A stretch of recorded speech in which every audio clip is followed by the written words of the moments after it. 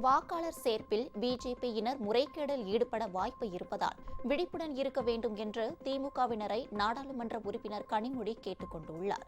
கன்னியாகுமரி மேற்கு மாவட்ட திமுக நிர்வாகிகள் ஆலோசனைக் கூட்டம் வேர்கிளம்பியில் நடைபெற்றது.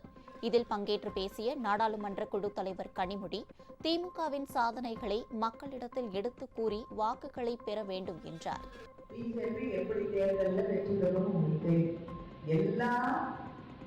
வழிகளையும் பயன்படுத்துவார்கள். ஹரியானால, மகாராஷ்டிரால, டெல்லியில புதுசா உறுப்பினர்களை கொண்டு வந்து அந்த பட்டியலில் இணைத்து ஆயிரக்கணக்கானவர்களை பட்டியலிருந்து வெளியேற்றி வெற்றி பெற்றிருக்கிறார்கள். அதனால் எத்தனை முறை வாக்காளர் பட்டியலை சரி செய்ய வேண்டும், சரிபார்க்க வேண்டும் என்று சொல்லப்படுகிறதோ, இந்த தேர்தலில் தயவு செய்து இத்தனை வருஷம் வந்து திரும்ப திரும்ப சொல்றாங்கன்னு சொன்னதெல்லாம் நியாயம்.